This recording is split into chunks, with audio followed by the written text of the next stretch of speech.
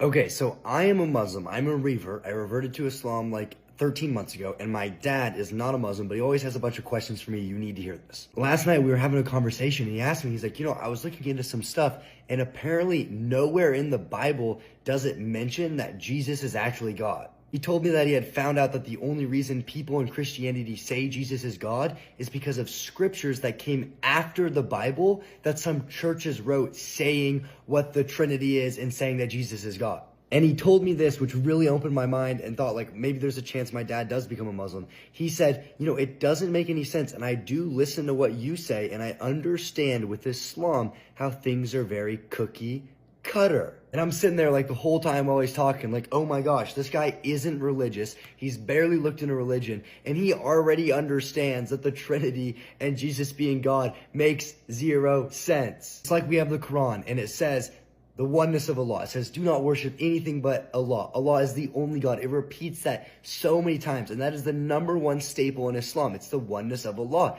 And it's there. It's super clear. It's easy for us to understand. It's like, that's what it is. But then the number one thing for Christianity, which is Jesus is God, it's nowhere. It doesn't make any sense. How can you have the number one staple for your religion, the number one thing that makes your religion different?